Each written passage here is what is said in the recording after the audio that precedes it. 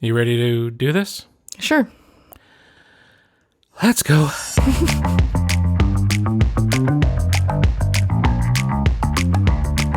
You are now listening to the IndieEye Film Awards podcast.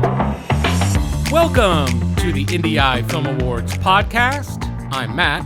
And I'm Dre. And we are here to discuss some submissions for November of 2022 for the IndieEye Film Awards monthly online film festival. Now, Dre, this is our November episode, and let's get some information out right at the top. Mm-hmm. And I'm also going to try to do this as a no-edit episode, so you're going to get some raw feedback here. And I think I'm going to be clicking around on my computer too, because we got some things to discuss, so we're just going to go for it here. But we need to let everybody know that IndieEye will not have a monthly competition in December of 2022. We will not have the monthly competition. We will, however, put out our annual awards episode around mid-December. My goal is that it's out by the 15th. And that will include, obviously, our annual winners. And sometimes we like to take a little executive freedom and create new awards for just things we want to highlight.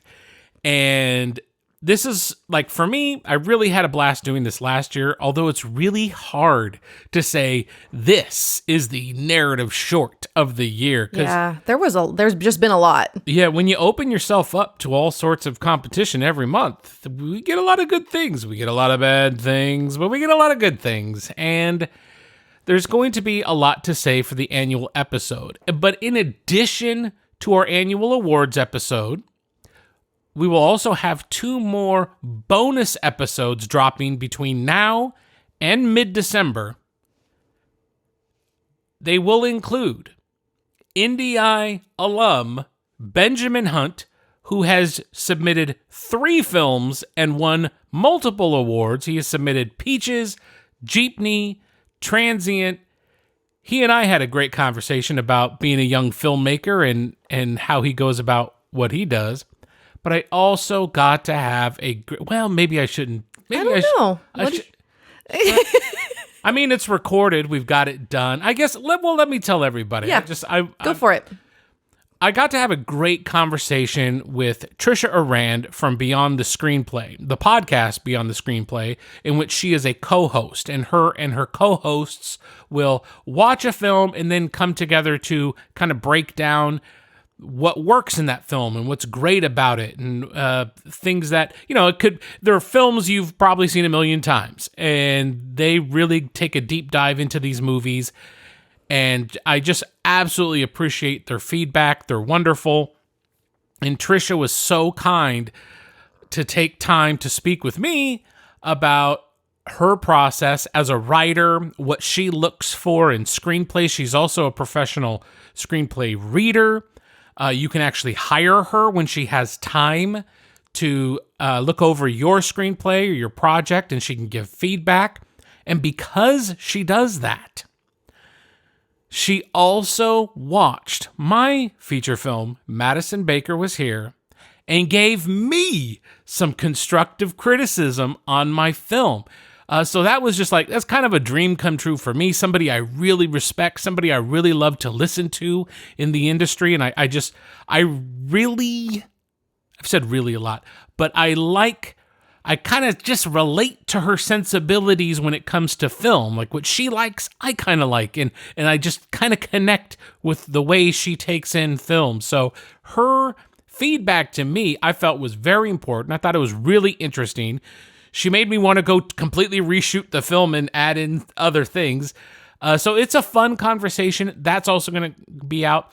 But it's, aside from how it benefited me, she's talking about storytelling and character development and these things we need to have included in our projects.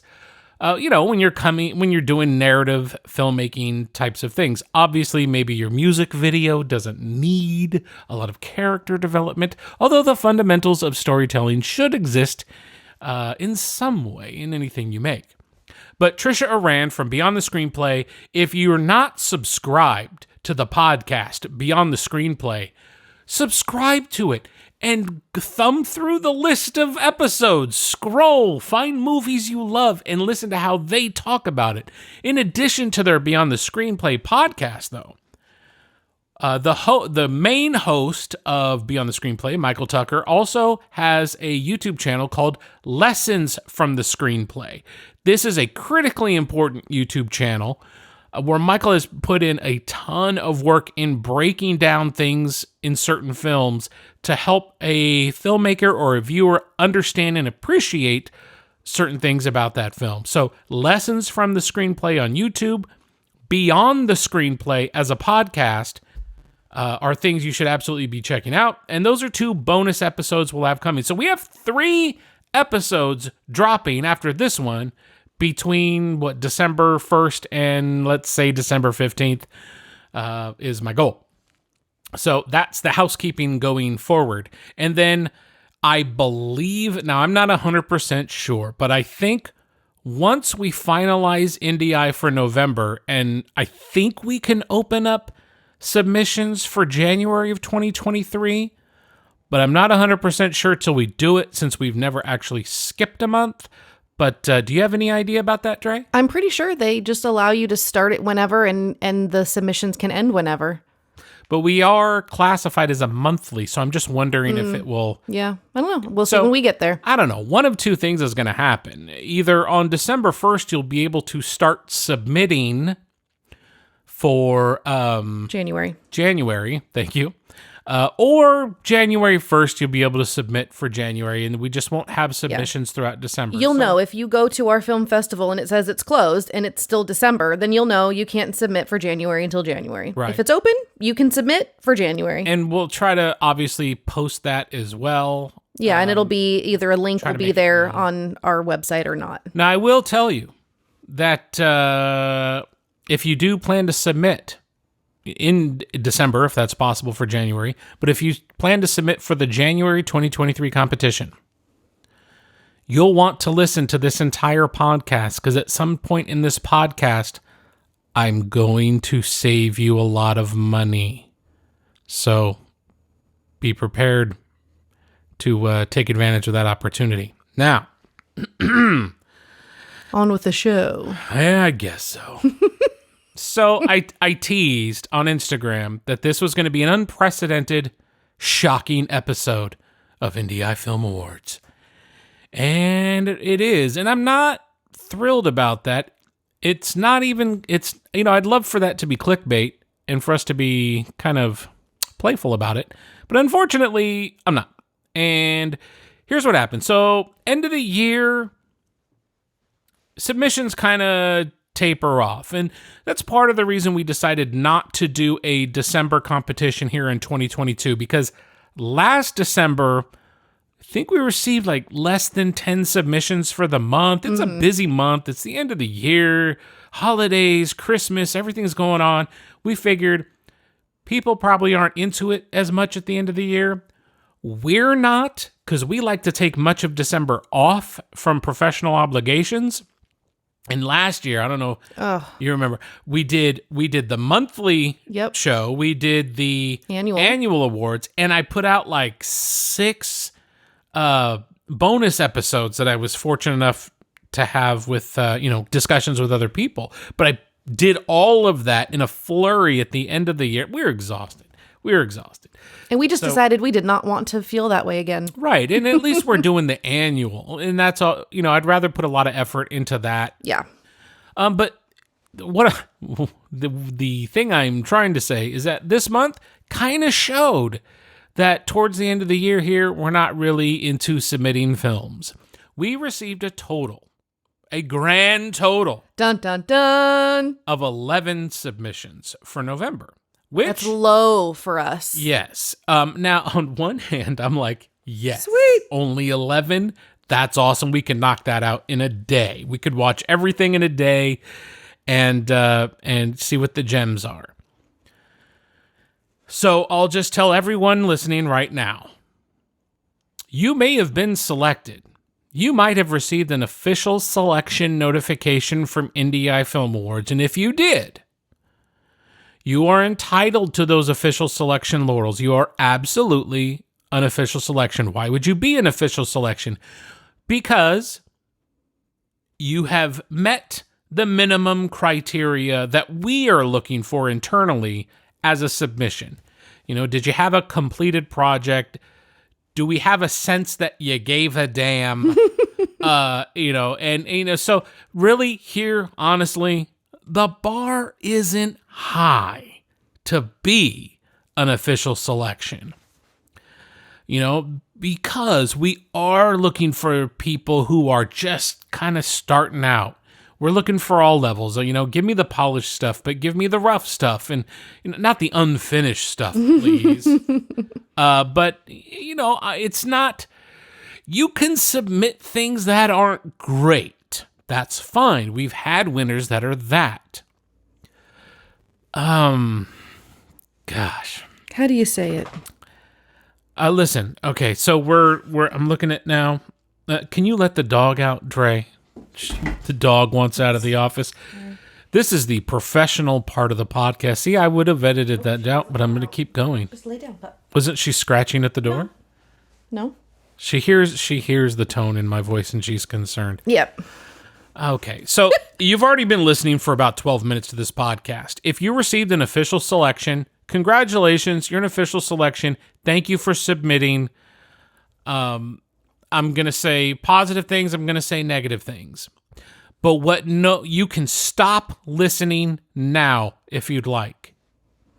Because the shocking thing about this November 2022 episode of IndieEye Film Awards is we have no winners. 0. There are no winners. How can that be? It's a monthly film festival competition. How can you have no winners? You know what? It's because you as a class failed. This is a pass or fail this month. And everything we received on a whole is a fail. Now, we received some submissions. Look, we received some absolute garbage. I'm trash. I want to put my arm around a few people and say, not why did you make this, but why would you spend money submitting this to a film festival? We all have to make crap first. And I'm not talking about there's some problems with your film. I'm talking about you made this sort of recently.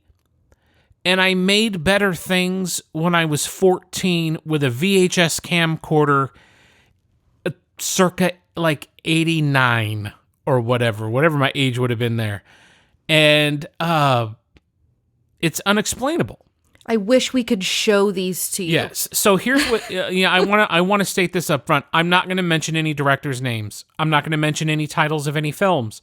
I will allude, and we're going to talk about some things. Yeah. I will allude to premises and specific things about those films, but it is unfair to directors and cast and crew for me to call out any names or titles in this episode. So you can stop listening, stop. Or listen to what I'm going to say about some of these submissions we received and try to apply them into your future creations. And I'm going to start with a gentleman an ambitious gentleman who submitted 3 films to us. Actually, I'm going to go and I'm going to take a look now. I'm clicking over. I'm in my Film Freeway dashboard and we're just doing this real raw. I'm going to look at my narrative short submissions. This gentleman submitted 3 films. One's 4 minutes, one's 10 minutes. One is 43 minutes long. That's not a short film. Now, this particular director submits 3. I will state that they got better as they went. I could see the progression in this filmmaker as far as he is inching towards getting better. the first film he submitted, or the shortest one that he submitted, I have no idea why he would ever submit this to a film festival. There was so much of this. There's no story. It looks like it's filmed, well, on a potato, but honestly, it looks like it was filmed on a VHS camcorder from the late 80s, which, hey, maybe that's a stylistic choice. Well, it's a poor choice, but I wouldn't say it's a stylistic choice because there's also no microphone being used. It sounds like the onboard microphones from a late 80s VHS camcorder. And it's not like the camera is close to the person. These are things being filmed across a room. So, sounds bad and it looks bad. The lighting is bad. The directing is bad. The acting is bad. The dialogue is bad. Although it's all stellar and Oscar-worthy in comparison to the action sequences, which blew my mind. How do you even say this? Listen, action sequences, that is hard to pull off. It's hard to pull off in major studio feature films where the budget and talent and professionalism is abundant. It's super difficult in an indie film. Ask me how I know. I've tried to implement action. I have friends who have tried to implement action in their films. It doesn't always, well, I'm sorry, let me rewind that. It almost always comes across terrible. Yeah. Because of several reasons. You're not professionals. You don't have stunt people. The actors in your films are not professional choreographers or stunt coordinators or martial artists. And if they are martial artists, they're probably not actors, and they don't know the art of selling the action on screen, because that's different than just performing and practicing. Right. Yeah. So, but the action in this 4-minute film was so bad. You clearly see people not making connections. Their reactions to the non-connections are so uncommittal. Uncommitted. Sometimes there's literally no reaction at all. It looked like hand slapping. Like if two cats stood up and just batted each other's hands. Listen, I can tell you, I can't show you, so it doesn't really matter, and I don't want to waste time, but the choreography was really bad. Find a way around that. Yeah, you've got to hide your action or really, really commit to it. Like there's like stabbings and chokings that look ridiculous. And if you know you're watching this back when you're editing, it looks bad. What could you do to make it better? Maybe add some sound design. There's no sound design in the action sequence. And I'm talking, there's no punching. Punch. Yeah, there's nothing. Like when me and my buddies were in high school, we did fake fights for fun where we sold it and people thought we were actually fighting. They're some of your best work, Matthew. Well, thank you. Yes. And I'm just like, teenage knuckleheads can pull that off, and that wasn't even attempted. But to not even have sound design underneath it it's a negligence of filmmaking. So, okay. Look, this person who submitted 3 films, one was an official selection because I felt it was the best one that he submitted. But it wasn't great. And there's a lot of problems with it, and I can't break it all down. Now, what I do want this person to do is to keep going. Keep making things, but you better respect the art of filmmaking and care about the sound design and the viewer experience. and just back off on the action stuff because it's not working on screen. So, minimize it. Try to find a way to hide it or imply it rather than straight up try to show a Jason Bourne choreographed Mission Impossible fight sequence that looks like two 8-year-olds trying not to hit each other, is the best way as I could put it. So there was that. But we received another narrative short, and again, I'm not going to give away names, but if this director is listening, he's going to know what this is, because we have essentially a 15-minute short film that I remember we saw it, we read the premise, we were like, oh, this looks good. Finally, something good. That's what we said. This was probably the last thing we got to. And to be honest, I've watched it 3 times. Because we came to this decision last night that there were going to be no winners. And I went to bed on that decision. I woke up feeling better, had some coffee, thought there's going to be some redeeming qualities in something here. I want to celebrate people's hard work. So I was like, okay, let me go back to this particular short film and give it another shot. I watched it again. I should have only watched it the first time because it got worse the second time. And when I started taking notes about it, I watched it a third time and was really blown away by, not that it's bad, but it's 15 minutes of a wasted opportunity, because this particular film I'm talking about is beautiful and has some really solid sound design. I feel like the acting talent was available to the director. I don't think the director took advantage of the talent that was there for him. And credit to whoever was the cinematographer for this film, because it's gorgeous. If that's the director, that's fine. There's no credit in Film Freeway for a cinematographer, so I don't know if it's the director or not, but it is pretty. And that's the first thing that caught our attention, because the first shot I really like. It's this, we got a black title screen situation going on, and then somebody opens up the back of a moving truck. Van. Yeah, a moving truck. And you're inside the truck. I love this because we're going from black screen, and then part of the film is used to reveal our protagonist.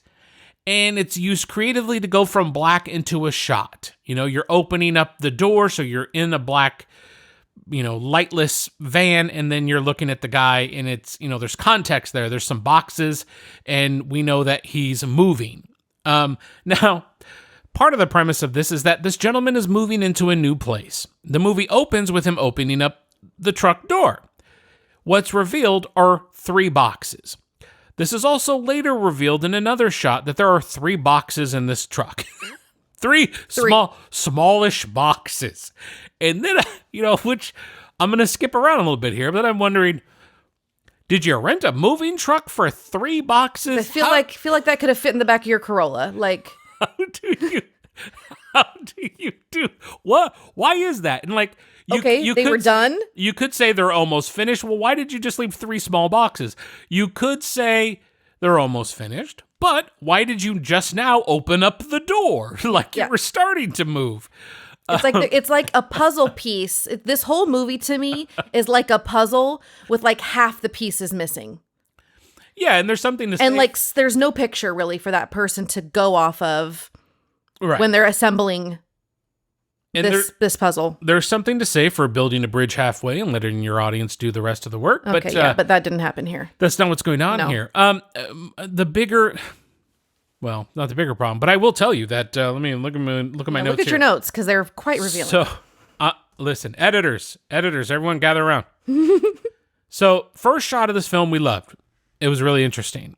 And then we go to a water shot for a handful of seconds. Okay. How many seconds, though? Because this is important. Well, hold on. Okay. The first water shot is 3 to 5 seconds. I don't even really remember. I didn't make a note of that because it's the next shot. Oh, right. And the subsequent shots that perplex me. we have a gentleman walks up to a body of water, a nearby small lake, big pond near this house that he's moving into. It looks gorgeous, by the way. But the gentleman walks into frame, and we see him, we're looking at him from behind as he's looking out over the water. This becomes a 17-second shot. And we learn zero in that time, because we're just seeing the back of him. There's a point where he slightly turns to the left, but there's an emotionless face, which he manages to maintain the whole film. But that's 17 seconds of this one shot. Nothing else happens. It then goes to a reverse from across the water. We're looking across the water at our protagonist standing there looking at the water. That is a 20-second shot. It's a gorgeous shot. For a photo. But it's 20 seconds of him just standing there. Like, no, nothing floats by. There's no narration to that. He doesn't look sad or happy that he's moving. I mean, hello, this is a gorgeous place. So now we've spent 37 seconds knowing that here's this guy looking at water in a short film. The next shot is him walking. He's walking. We're behind him, watching him walk away from the camera, back to the lens. Or, his back is to the lens. He's walking up a path, walking back from the body of water towards the house, I presume. This is a 23-second shot, and it waits for him to go from the start of the frame, the forefront, all the way out front so that he's out of frame. This is some navel-gazing editing if I've ever seen it. We didn't need 23 seconds of him walking back. And there's nothing you learn. You don't see him. He's just walking. He's looking and walking. I presume he has his eyes open. The next shot is a woman coming out of the house. In the story, this is his sister. She comes out of the house and she looks around, and we have a few different shots of her looking around, a medium, a wide, a close-up sort of. That sequence of her coming out and looking around and going back in is 51 seconds. So if you're scoring at home, we have nearly 2.5 minutes of opening to this film where we've learned nothing, and it's a 15-minute short film. What do I always say about short films? It's best if you make them short. This is 2 minutes of my life, 6 since I watched it 3 times, that I can't get back. Now, here's a little constructive criticism. Any of these shots should be cut down to 5-6 seconds max. Any of them. What also may have been interesting is if you intercut the sister coming out of the house, looking around, trying to find the brother, with the different things of what the brother's doing. He's looking at the water. We see him from the back. Sister comes out of the house. She's looking around. Now we have the opposite shot of the brother, the reverse of we seeing all the way across the water to him on the other side. And then maybe we cut back to the sister and she's still a little bit puzzled.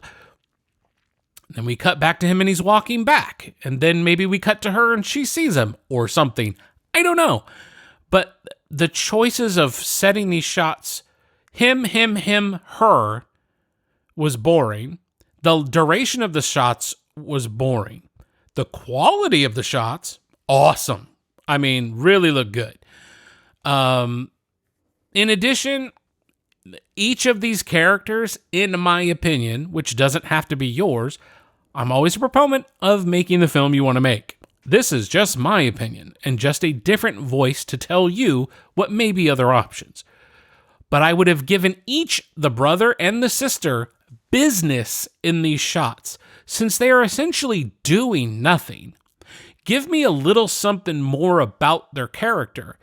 Is she, give her, she's coming out with a rag. She's, maybe she has, something related to the movie. Yeah, maybe she grabs one of the boxes because when you do see her eventually, she says, I'm exhausted. So you get the idea that they've just moved him in, but everybody's just left these boxes. Maybe she sees that the brother's gone and she's pissed that he's gone. She grabs the boxes. Kind of with with a little bit of attitude, I mean, literally anything. She could have freaking skipped rope out there. I don't care. But she literally did nothing but look around.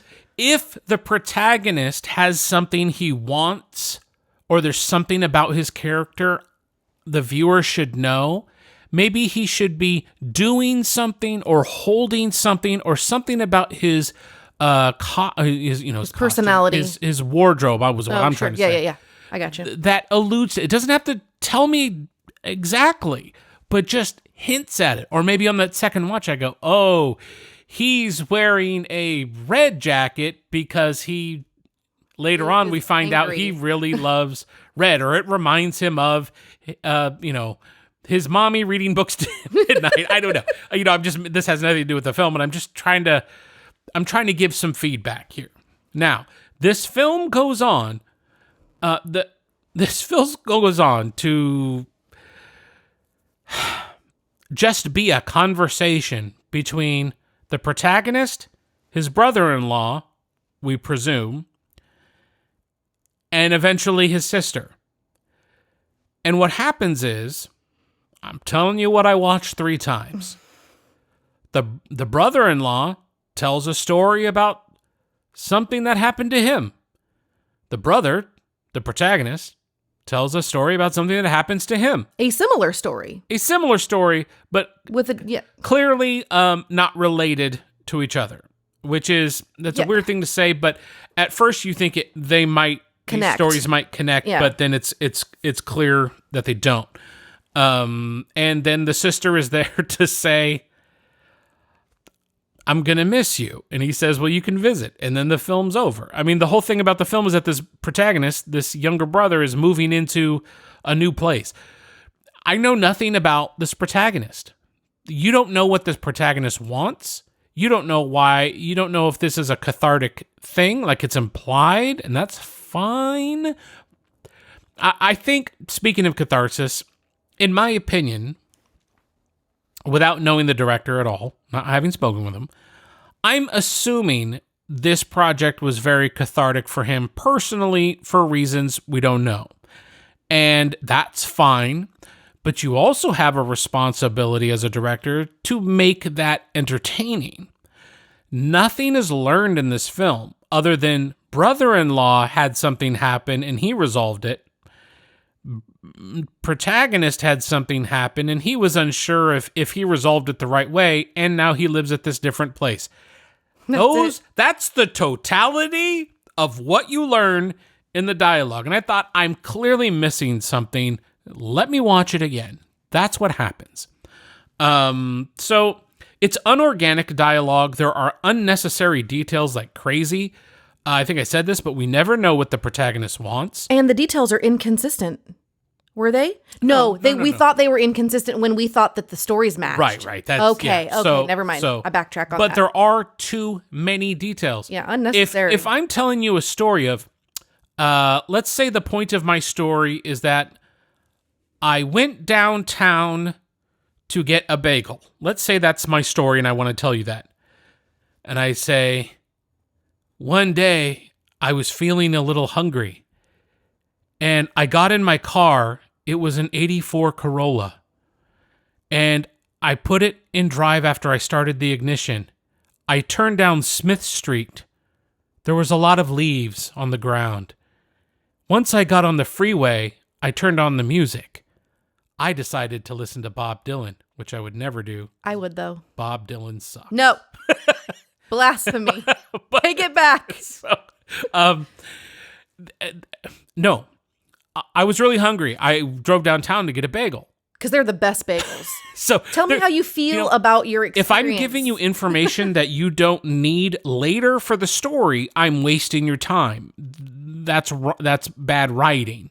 And there's, it's not as bad as I just gave the example for, but there are details that are completely unnecessary, and you're just wasting time.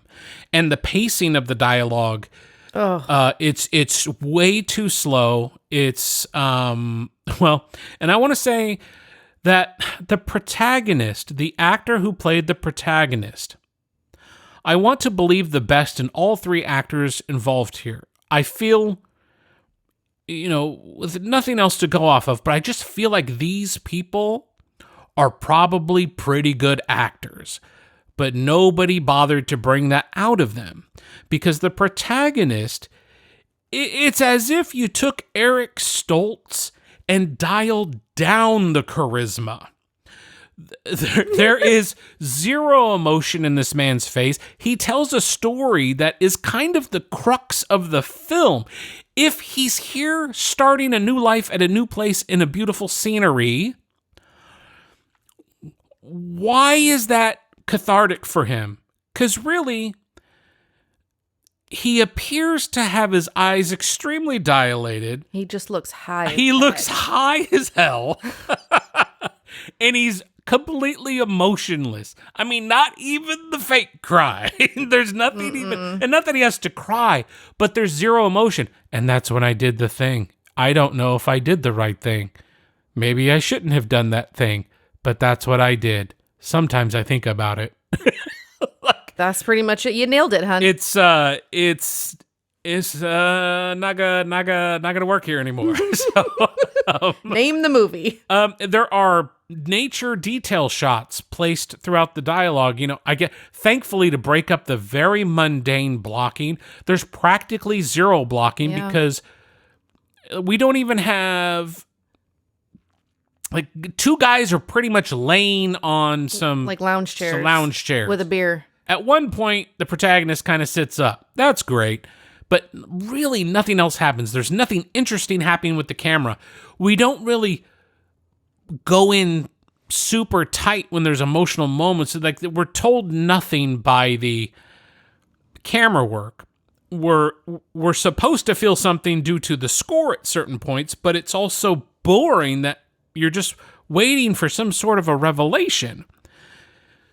Now, I've gone into all of this, and I'm taking way too much time here, but my point is, this director put in a lot of effort to make this film. These actors put in a lot of effort. I don't know who the crew is, because you didn't bother to list crew in these credits.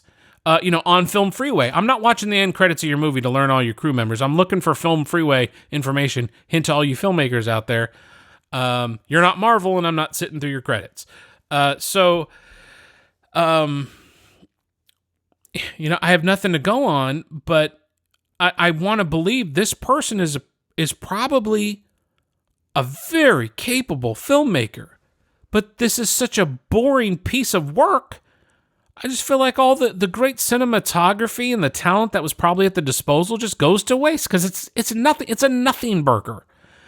What am I supposed to give that best narrative short? Why? I mean, there was no story. It looked good. You submitted for a lot of categories. Thank you. But you wasted a total of 45 minutes of my time by not telling me a story. I realize your movie was only 15 minutes. But I did give it 3 watches because I wanted to like it more. We tried so big. So I'm moving on past that. We received...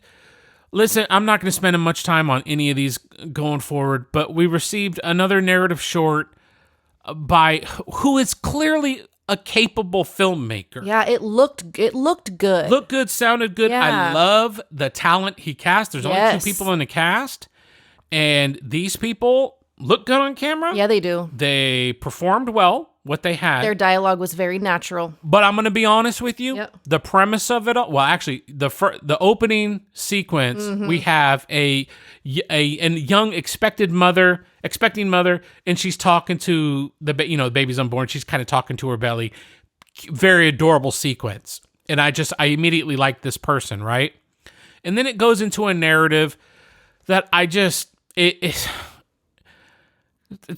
feel beaten over the head with what this film turned into. And I feel like for what this director was trying to do, 22 minutes of it was way too long. It was probably 14 minutes too long of that type of narrative. And it's about a biracial couple trying to come to terms with raising a biracial child. And really all I'm going to say, as the white guy ready to eat my cheese sandwich,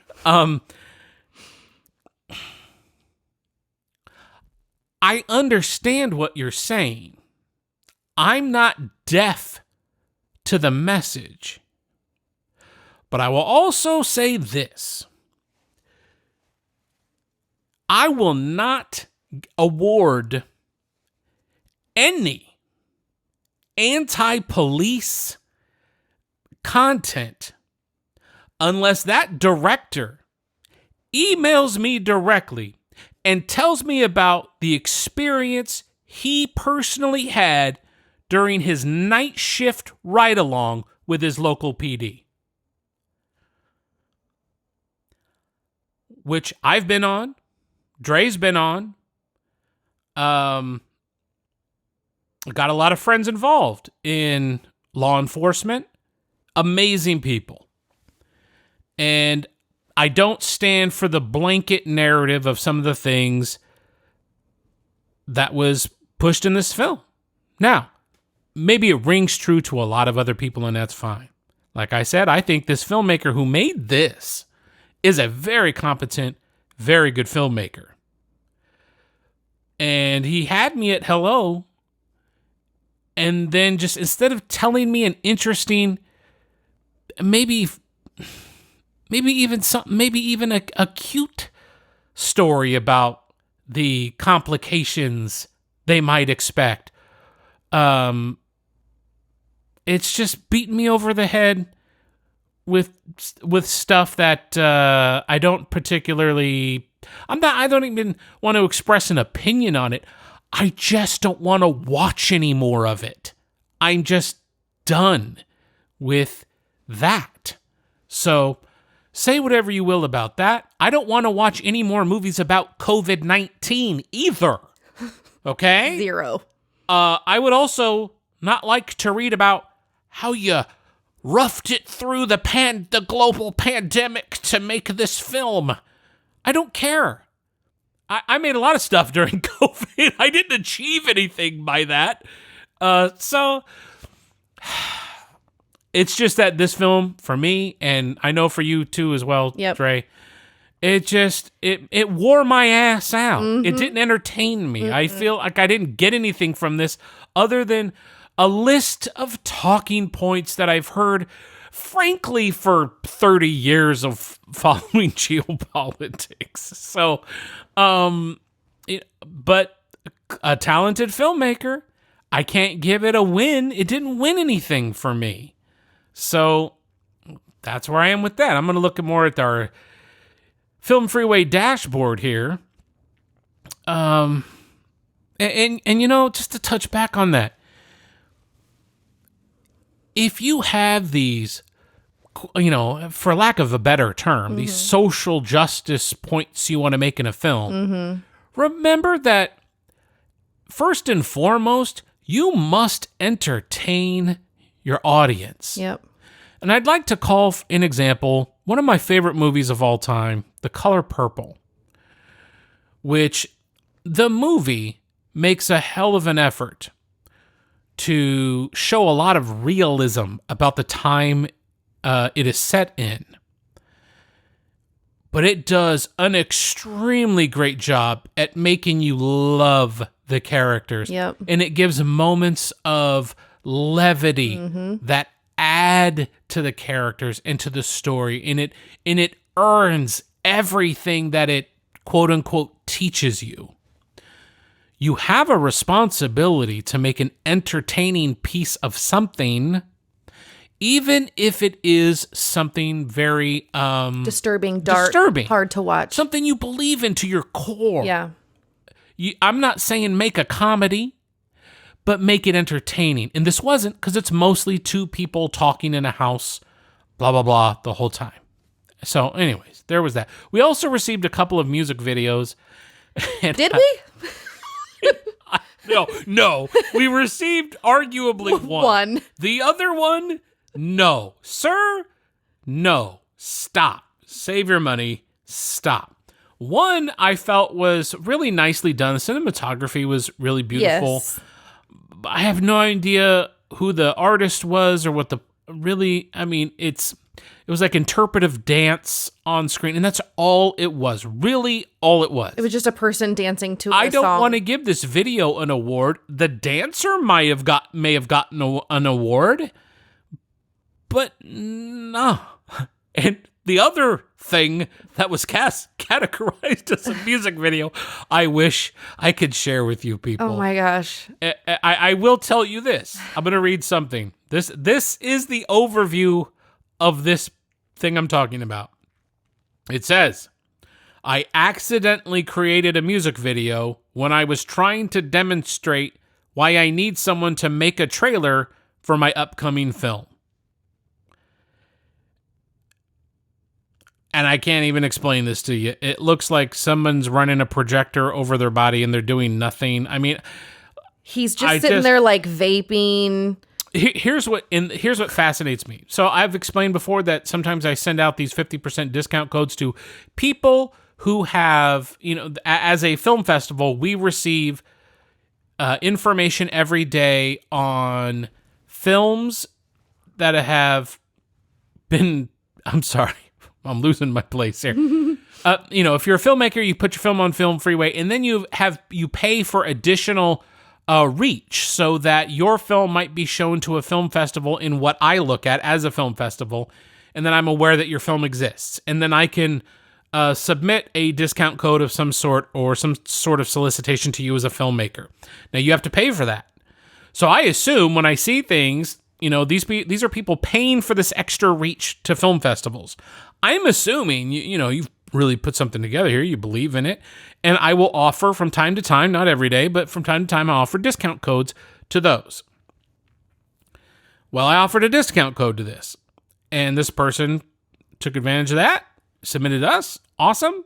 And it's obviously before you've seen it. You have no idea. Oh, yeah, no. I mean, you might get a poster. You might, you can click on it and read the synopsis and stuff. Okay. But you don't get to see the actual product. So, but what in the hell we even watched? I don't know. I don't know why you think this is a music video, dude. And this amused you to some extent, but you're spending money putting this out, and I don't know why. So, I mean, stop. Save yourself some money, and don't do that. Do you see what I'm working with? We had literal trash this month. We received an animation from India, and like normally when we get stuff from India, I am prepared to view it at from a different filter. Yep. Because the Bollywood and the culture's so different, and it's there's a certain thing to things that come to us from India. Yeah, and some of them are good for what they are, and we've definitely enjoyed. Yep. It's not like this is not the standard. No. But this was an animation submitted to us, and it's 16 plus minutes long. And it's like a collection of weird stuff and robotic AI voiceover, and it's not even a story. Here's the title. No, read the title. Oh, the title. Read the title. No. I'm not going to read the title. Oh, that's right. You can't. Okay, my bad. It's just hilarious. But I will read you the overview, and it is as follows: Hot and beautiful international 3D model Nancy performs modeling pose, catwalk, dance, exercise, and are you ready for this? Kung Fu on various music tracks created by a specific person. I know Kung Fu. So I just realized I referenced the same movie twice in one podcast. Did you? Yeah. I'm so. That's okay. Out of it at this point. It's okay. Maybe you'll hear it back. No. Not this either. It's a no. It's a no for me, dog. Yeah, you know how back on American Idol, Like Simon would be rough, unless he was really blown away. Like back in the old day, Paula would be like, "Oh, but you tried so big. I love the blue that you're wearing. Yes, you love dressed your outfit." So well." And then you would have Randy Jackson, who was pretty cool. And he'd try to give you a little something positive, but sometimes when it was real bad, he'd just be like, "It's just a no from me, dog." We say it in our house all the time. And, keep in mind, we don't want to. I want to have the hard decisions every month. Wow, how do we possibly pick a thing of that or whatever? Even with this month, we did have a whole entire conversation about could we just give these people something? Could we? We really want to do that for you. That is a conversation we have from time to time because we try to, really keep in mind, what are we? Yes. We're here to help. We're here to give a little bit of feedback. We want to put out positivity, but sometimes you make it hard. Yeah, and but on the other hand, and you said this last night, we don't want to be everybody gets a trophy. Right. We're not those people. We don't raise our kids that way. We weren't brought up that way, and we don't feel like we're doing anybody a service by just handing out awards when they're not deserved. And I'm very well aware of how hard it is to make anything. Of course. And not only is it hard to create and put things out there and finish a project, but it can be difficult to put it out in the world and then not get the response to it that you're hoping for. Yeah. But that's going to happen. Anybody at this level who's submitting things to IndieEye, that's probably going to happen. Any creative person has to deal with that. Right. And that's part of the growing process. And we go into a lot of that in the bad review special. We've mentioned this. We've talked about this a lot. We've certainly done this a lot. But another submission we received a feature film submission. And do you hear that? It's not. I'm sad. I'm disappointed because we received a feature film with a killer premise, and I don't want to give the premise away too much, but I will say that it deals with some like dark web stuff, and it's kind of a thriller, and so I will just say that the premise I found really interesting, and there are Again, you don't have these cast members in your film freeway credits. The director has managed to credit themselves for all the things that they're involved in, but no crediting. Well, they named themselves as key cast. Yes. Well, yes. All right, then. So we received this film, and there are actors in it that couple that you would probably know. But there are also people who, particularly one in particular, who isn't very discerning on choices, and kind of will do anything, as long as the money's right and it doesn't have to work too hard. But I went into this and it starts kind of interesting, and there's a lot of post-production that's done in this, and then it's way overdone with the digital stuff. And then it's a constant, almost constant droning, like literal drone undertone, where they're just leaning on the tension for 45 minutes practically. The runtime's 45 minutes.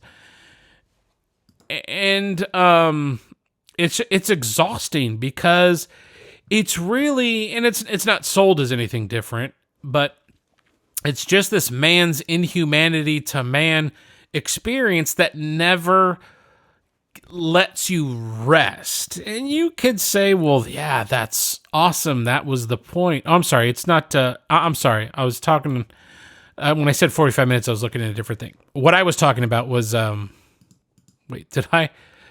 Oh, yeah, I'm sorry. You know what? I have to go back because I was on the wrong thing when I looked at key cast. Oh, yeah. They do list everybody. So I take it back. The feature film we got, they did have kind of these names, one guy I really actually like, I'm not going to pull out that name, but we've actually had this director submit before, And I feel like the film they submitted before and had won with was better by far than this. So there are actor names listed in Film Freeway. Sorry, let me correct myself with all that. And the film is an hour and 27 minutes. I just got things mixed up. And since I'm not editing this podcast, you're dealing with it now. But something good about this, just so that there is something redeeming, they did go into action and not, I want to say gore, but the what do you call it when it's makeup, fake makeup? It starts with the P. You're talking with practical effects? Practical effects. Well, I mean, that's a larger... Right, but at least they did do a better job than we've seen in movies that do try to put blood on people. I felt like at least those things felt more realistic than a typical indie film. That was the only redeeming part for me. Yes. And hold on, let me turn my volume down because I want to go back to the thing that I was accidentally looking at before where the director did not credit any actors in the film. And that it was submitted as a horror. And that's the one that's 45 minutes long. And if, speaking of things being too long, this episode's too long to not have any winners, and no one's probably listening. But if you are, nothing happens in this thing. It's not even, it's like you know what that it's was? It's a compilation of other people's movies. Yes. And the overview is a documentary thriller that redefines erotic horror genre and bends the space between reality and nightmares. No, it's just pieces of other things with music and things like that. Like, this isn't a freaking film. Who made this for 45 minutes and put this together? I don't understand. So no, it's not even a film. You can't win best horror. It's by just highlighting other thrillers. People, do you hear what I went through in November? Well, why there's no winners? But what was the problem with that narrative feature is that it's an hour and a half of droning tension and man's inhumanity to man and nobody you actually care about. I mean, this is part of the problem with storytelling. And, I'm going to call back to this, I'm going to promote this upcoming bonus episode I have with Trisha Aran from Beyond the Screenplay. She's a writer. She's really great. Storytelling is important. Characters are important. And a lot of that gets pushed aside in indie filmmaking, I'm finding, because we're so focused on, how much blood can we put into something, or how many times can we cuss in a film? I mean, give me some good character stuff. I just don't care about anybody in this particular film. So no, it's not a feature film win. It wasn't good. Was it the only feature film we received? Yes. Normally, if we only have one submission in a category, it's going to be the winner because it's typically going to be at least redeeming. It's going to have some qualities we're looking for. It's going to meet the bar in some capacity. Right. And it is true that kind of our decision is based on this November submission collection as a class. Just as a class, we failed in November. It didn't work here for IndieEye. That doesn't mean your dreams are over. This is just Matt and Dre from IndieEye. Seriously. What it means is what you made and submitted to us for this month didn't quite do it for us. We're two people. So by the time you're listening to this, or you have already submitted the project, you're a better filmmaker today than you were. Just like the gentleman who submitted 3 short films to us. I could tell. First film, don't ever touch a camera again. What are you doing? Second film, a little more interesting. We're making some really bad decisions here.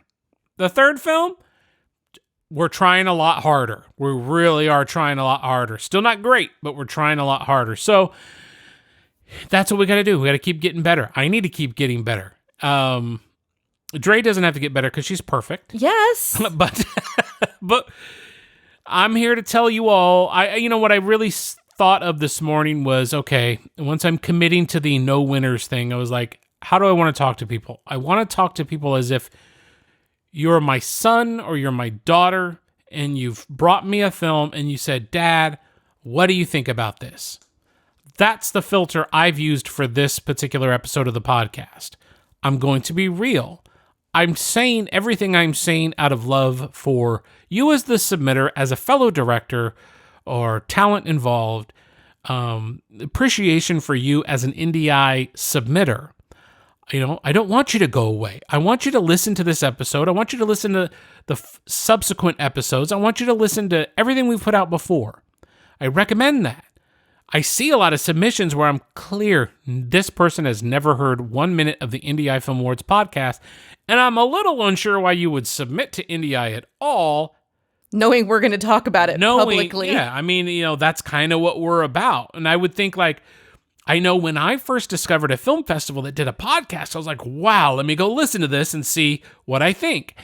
And I listened to them first, and then I decided to go ahead and submit. And we try to give so many little tips about, adding your social media, having a poster, filling out your information, but not with too much information, and keeping your short film short, blah, blah, blah. And I mean, geez, I've been talking for an hour now, and we don't have any winners, and I'm sorry, we don't. And there's some of you that submitted to a lot of categories, and I respect that. I appreciate that, because we also say, hey, if you're going to submit to this, don't you believe in this? And when you submit to another thing, it just didn't work out this month, guys. And I don't know what else to say about that, except for let's regroup and let's come back stronger in 2023. Yeah, I think maybe we just let's throw a postage stamp on this envelope and mail it in for the rest of the year, huh? We come back, we hit the ground running hard in 2023. But keep in mind, we're going to have our annual awards episode that's coming out, and we will select winners for all of our categories, maybe some extra categories, some special categories. And please listen to that. We like to have a lot of fun with that. And then the bonus episodes that are coming out, again, one with Benjamin Hunt, who's a young man who has won with 3 different films within the last year of IndieEye. That's going to be a great discussion. And please, if you don't want to listen to my voice, that's fine. Please listen to the Trisha Arand bonus episode that's coming out. Listen to her. Trust in her. And if you don't want to hear my voice at all, just go subscribe to Beyond the Screenplay and listen to the brilliant people on that podcast break down films and talk about the importance of storytelling and cinematography and sound design and acting and character development, etc. And then implement what you've learned. And you don't have to implement everything all at once. Right. You don't have to say, I've never worked out before, but I'm going to work out 6 days a week. No, you're not. But if you say, you know what, I think I have cinematography nailed. I know how to produce a good shot. I think now let me focus on sound. Let me learn about one thing at a time and get better at one thing at a time. And eventually, you do enough of this, everything becomes second nature and you become better all around. I'm gonna call back to one thing here. Okay. So you know that film I talked about where the protagonist arrives at a new home. Yes. And nothing happens. There's all the lengthy shots of water standing, long shots of crap. Looking. Yeah. A very boring discussion with nothing happening. So I sent the link to that over to Dante.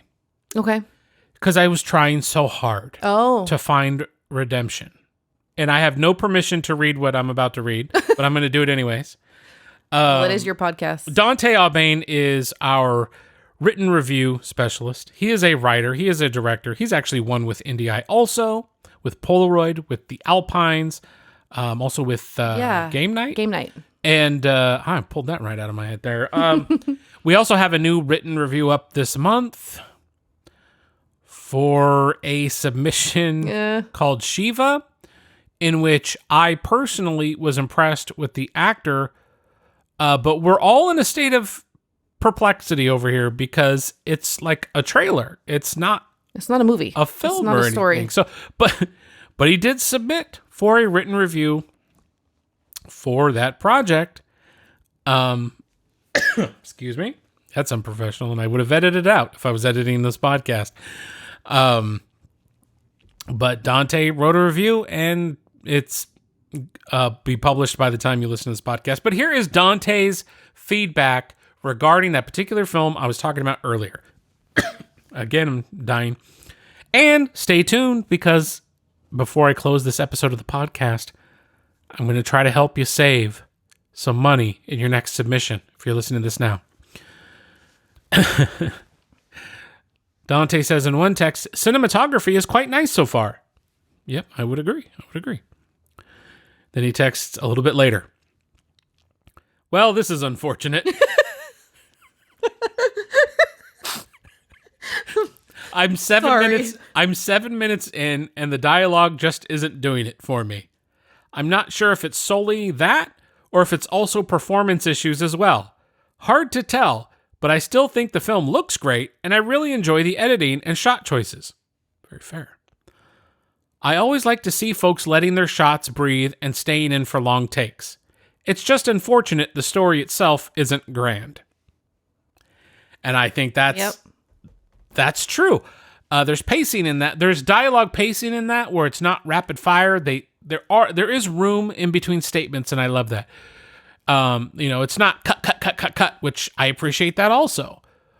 It's just also boring. It's not interesting. So, there's another opinion from, somebody else. I sent it to Dante, not to be reaffirmed or anything. I was hoping he could say, "Oh man, that was really touching. I felt the analogy of this to that really meant something," and I'd just be like, "Oh wow, I'm a complete moron. I missed it." But no.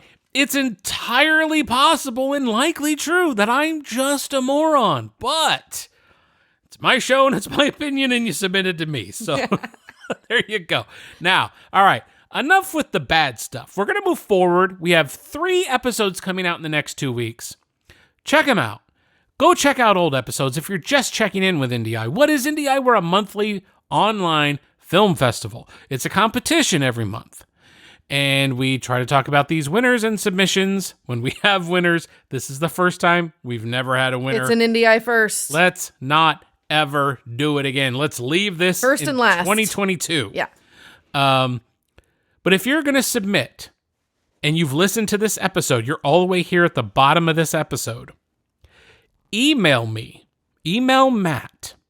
The address is hello@IndieEyeFilmAwards.com. In the subject line, and I'm telling you, these directions are important. These directions are a filter. Do you follow directions? Can you do this accurately? In the subject line, I just want you to put the number 75. 75. Don't spell it out. Just put the digits, 2 numerals there. 75. And in the email, tell me who you are. Tell me the title of what you'd like to submit. And I will send you a private code for 75% off your submission. Wow. This discount is not good for written reviews because that's a third party. That's Dante. That's somebody taking their time to watch and put some thought into the review. You cannot apply discount codes to the written review. If you do apply a discount code to a written review, the review will not be done. It will not be published. I will not submit it to Dante. I will not do it myself. And the money you spend doing that will not be refunded. Okay? So, don't submit to written reviews with discount codes, please. But yes, sir. If you email me at hello@IndieEyeFilmAwards.com, put the number 75 in the subject line. Then tell me who you are, what you plan to submit. I'll assume the email you're emailing me from is where I can respond to. I will send you a code that you can personally input in submitting your film for 75% off. And that will be good for our next monthly competition. So January is the next time we're going to have a monthly competition. As of right now, we don't know if you can submit in December until we turn things around. So if you can, great. If not, January 1st will be the first day of submission. And the code has to expire when the January festival closes. Right. The code will be set to expire at the deadline of the January festival. Right. So if you're listening to this after January, sorry, folks, but keep listening and we might give more discounts in the future. Right. Now, let's say you're listening to this podcast 6 months from now. Yeah. You know what? Email me. Yeah. Same instructions. Do it. I will send you a 75% off discount code.